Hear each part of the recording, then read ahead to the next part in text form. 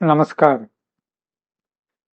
എൻ്റെ എഴുത്തുമുറിയിൽ ഇരുന്നാണ് ഇന്ന് സംസാരിക്കുന്നത്. പലതും ഓർഡറിലല്ല എന്ന് കാണുന്നവർക്ക് തോന്നുന്നു കേട്ടോ. കുറെ പുസ്തകങ്ങൾ അവിടെ കിടക്കുന്നുണ്ട്, ഇവിടെ കുറെ കടലാസുണ്ട്. എന്നെ സംബന്ധിച്ചിടത്തോളം ഇത് ഓർഡറാണ്. അപ്പൊ എപ്പോഴും ഞാൻ തന്നെ പറയണം, അത് അവിടുന്ന് മാറ്റരുത്, അത് അവിടെ തന്നെ വെക്കണം. ഭാര്യ ഇടയ്ക്ക് ദേഷ്യപ്പെടും, ഞാനതൊന്ന് ഒതുക്കി വെക്കണമെന്നേ ഉള്ളൂ എന്നൊക്കെ പറയും. ഒരു പ്രത്യേക രീതിയിലുള്ള ഒരു ഓർഡർ നമ്മുടെ ജീവിതത്തിലുണ്ട്. എനിക്കിപ്പോ ഒരു ഇരുമ്പിനെ ആവശ്യമുണ്ട്. ഇരുമ്പിനെ ആവശ്യമുണ്ടെങ്കിൽ ഇവിടെ നോക്കിയാൽ കാണുന്നു. ഒരാൾ കൂടി കൂട്ടിയല്ല, ഒരു ഇരുമ്പിനെ വേണം. നേര് പറഞ്ഞ ഇവിടെ എവിടെ തെരഞ്ഞാലും കിട്ടില്ല. ഒരു എറുമ്പിനെ തെരഞ്ഞ് പിടിക്കണം. ഒരു എറുമ്പിനെ എന്ന് പറഞ്ഞാൽ കിട്ടില്ല. ആരാധ്യരായ ശ്രോതാക്കളോട് നിങ്ങളൊരു എറുമ്പിനെ പിടിച്ചുകൊണ്ടിരുന്നു പറഞ്ഞാൽ ഉടനെ ട്രാഫിക് ബ്ലോക്കാണ്, എന്റെ വാഹനം കൊണ്ട് വേഗം ഒരു എറുമ്പിനെ പിടിച്ചുകൊണ്ടാ പറകിൽ വാഹനം നിൽക്കുക എന്ന് പറഞ്ഞാൽ അത് നടക്കണ കാര്യമല്ല. എന്താ വേഗം കൊണ്ടാ എവിടുന്ന് കൊണ്ടിട്ട് എറുമ്പിന്? പക്ഷേ ഒരു ലഡു ഇവിടെ കൊടുന്ന് വെച്ചാൽ എവിടുന്ന ഈ ചങ്ങാതിമാര് വരണം? നിങ്ങളുടെ കയ്യിൽ നെല്ലുണ്ടെങ്കിൽ എലി വയനാട്ടിൽ നിന്ന് വരുന്നൊരു പഴഞ്ചൊല്ലുണ്ട്. ആ പഴഞ്ചൊല്ലിനൊക്കെ വലിയ അർത്ഥമാണ്. ധന്യമയ ജീവിതത്തിൽ വേറെ ഏതെങ്കിലും ഒരു സാഹു പറയും, നെല്ലുണ്ടോ നിങ്ങളുടെ കയ്യില്? ആ, എലിയൊക്കെ വന്നോളും. മധുരം ഇവിടെ ഉണ്ടോ? ഇരുമ്പ് വന്നോളും. എങ്ങനെ വിവരം കൊടുക്കുന്നു എന്നറിയില്ല. മണിക്കൂറുകൾ കഴിഞ്ഞാൽ ഇരുമ്പ് വന്ന് പൊതിഞ്ഞ് ഇവര് എങ്ങനെയാണ് കമ്മ്യൂണിക്കേറ്റ് ചെയ്യുന്നത്? ഒരു എറുമ്പ് വേറൊരു എറുമ്പിന് വിവരം കൊടുത്തു. ഈ നാട്ടിലെ മുഴുവൻ എറുമ്പുകളും എങ്ങനെ വിവരം അറിഞ്ഞു? എണ്ണം നോക്കിയാൽ 10,000-കണക്കിന് എറുമ്പുകൾ ഉണ്ടാവും. ആ എറുമ്പുകളിൽ നിന്ന് പലതും പഠിക്കാൻ ഉണ്ട്. ഇന്നത്തെ വിഷയം എറുമ്പേ അല്ല. ധന്യമയ ജീവിതത്തിന്റെ അവസാനം കേൾക്കുമ്പോൾ മനസ്സിലാവും. ആ വിഷയത്തിൽ കൊണ്ടെത്തിക്കാനാണ് ഈ എറുമ്പിന്റെ ഉദാഹരണമൊക്കെ പറഞ്ഞത്. അപ്പൊ ലഡു ഉണ്ടാക്കുന്ന ഒരു സ്ഥലത്ത് എറുമ്പ് എത്ര ഉണ്ടാവും? തീർന്നില്ല. വൻ നഗരങ്ങളിലെ ഉത്സവങ്ങൾ വരുമ്പോൾ ആയിരക്കണക്കിന് ലഡു കൂമ്പാരമാക്കിയിട്ട് ലഡു. അത് വിറ്റ് തീരെ 2-3 ദിവസം കൊണ്ടൊക്കെ ആയിരിക്കും വിറ്റ് തീരെ.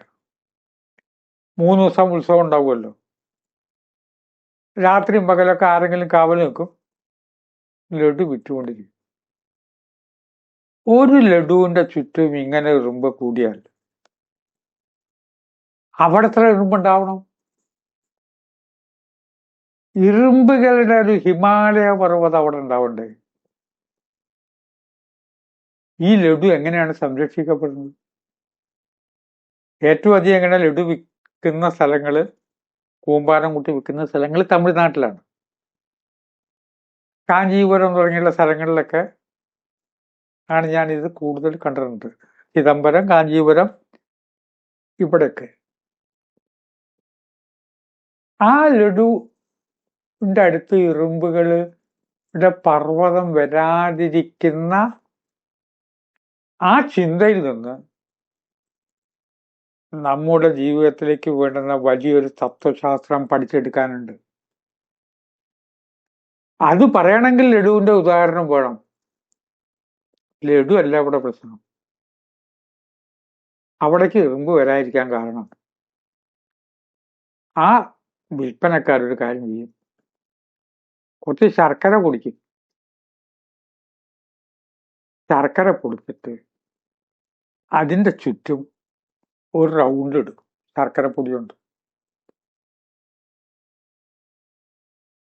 ശർക്കരപ്പൊടിയുടെ റൗണ്ട് ഇടുമ്പോൾ എന്ത് സംഭവിക്കുന്ന വെച്ചാൽ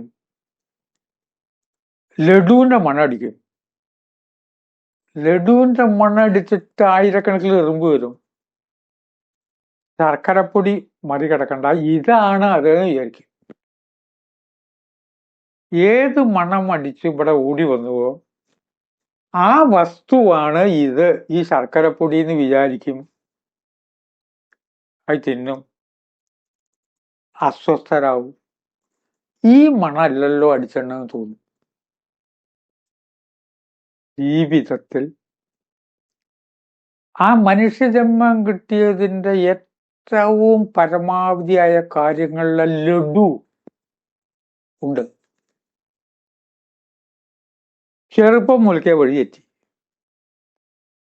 ശർക്കരപ്പൊടി എന്ന് പറയുന്നത് നമ്മുടെ വിദ്യാഭ്യാസ യോഗ്യതയും ശമ്പളവും കെട്ടിടം വെക്കലും കാറ് വാങ്ങലൊക്കെ. ജീവിതത്തിൽ മനുഷ്യജന്മം കൊണ്ട് മാത്രം കിട്ടാവുന്ന പരമോന്നതമായ ചില അവസ്ഥകളുണ്ട്. വളരെ വലിയ ജ്ഞാനങ്ങളുണ്ട്.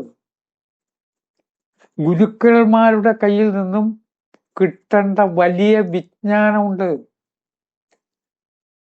ആ ഗുരു എന്തേ തന്നേ, എന്തൊക്കെ കേട്ടെ. ചിലർ എണീറ്റിട്ട് അപ്പൊ തന്നെ പോയിട്ട് ഗുരു വർത്താനം മധ്യേ ഗുരുവിന്റെ അടുത്തേക്ക് പാദങ്ങൾ നമസ്കരിക്കും. ഈ മനുഷ്യനായിട്ട് ഈ ജന്മം കിട്ടിക്കഴിഞ്ഞാൽ ഇവിടെ നേടേണ്ട ശ്രേഷ്ഠമായ ധാരാളം കാര്യങ്ങൾ ഉള്ളതൊക്കെ പോയി.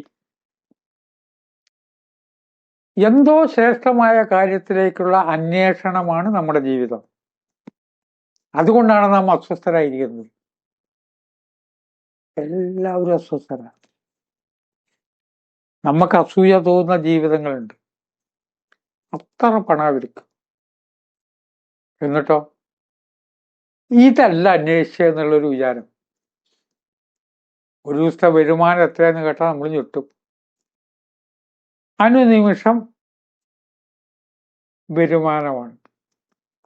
മറ്റുള്ളവരുടെ ദൗർബല്യത്തെ ചൂഷണം ചെയ്യാൻ പറ്റുന്ന പ്രൊഫഷനാണെങ്കിൽ ഇഷ്ടംപോലെ വരുമാനം ഉണ്ടാവും. എന്നിട്ടോ ഇങ്ങനെ ഇരിക്കും. അത് കഴിഞ്ഞിട്ടോ 5 ബഗ് അടിക്കും. അത് കഴിഞ്ഞിട്ടോ അസ്വസ്ഥത.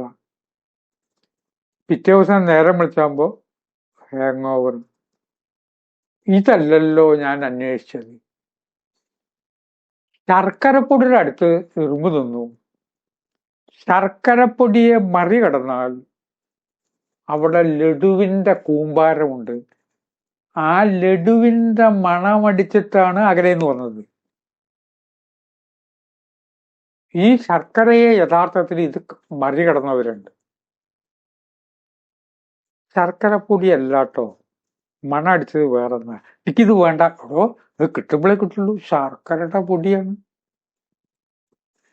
ഇതിനെ നെവർമൈൻഡായിട്ട് കളഞ്ഞവരുണ്ട്. പണ്ടൊരു ഋഷിയുടെ കയ്യിൽ കോടാനകോടി രൂപ വിലയുള്ള രത്നം ഉണ്ട് എന്നറിഞ്ഞിട്ട് ഒരു രത്നവ്യാപാരി ചെന്നു. എങ്ങനെങ്കിലും കൈക്കലാക്കണം. അത് തരുമോ? എത്ര കോടിയാച്ച ഞാൻ തരാം. ഞാൻ വലിച്ചെറിഞ്ഞുണ്ട്, അവിടെ കിടക്കുന്നുണ്ട്. അപ്പൊ ഈ വ്യാപാരി ആലോചിച്ചു, ഇത് വലിച്ചെറിഞ്ഞാൽ ഇതിനേക്കാൾ കൂടിയൊരു കാര്യമുണ്ടല്ലോ ഇയാളുടെ കയ്യിൽ. ഇതുപോലെ മനുഷ്യജന്മം എന്ന് പറഞ്ഞാൽ ഈ ശർക്കരപ്പൊടിയല്ല, ശ്രേഷ്ഠമായുള്ള ധാരാളം കാര്യങ്ങളുണ്ട്. മഹത്തായ ഇതിഹാസങ്ങള്, മഹത്തായുള്ള കേന്ദ്രങ്ങള്, മഹത്തായ പോസിറ്റീവ് വൈബ്രേഷനുള്ള പുണ്യസ്ഥലങ്ങൾ. പോസിറ്റീവ് വൈബ്രേഷനുള്ള അവിടെയൊക്കെ ഞാൻ പോയിട്ടുണ്ടെന്ന് വേറെ ആളോട് പറയാനുള്ള ഒരു വിജ്ഞാനം നമുക്കുള്ളൂ. ഞാൻ അവിടെ പോയിട്ടോ, പിന്നെ അതിനപ്പുറത്തല്ലേ ഞാൻ പോയിട്ടുണ്ട്. ഞാൻ പോയിട്ടുണ്ടെന്ന് വേറെ ആള് പറയാൻ വേണ്ടിട്ട് എന്തിനത്ര കഷ്ടപ്പെടണം. പൂവാദ്യം പറയാലോ. ലഡു എന്നുള്ള ഇതിന്റെ ഒക്കെ മുകളിലാണ്.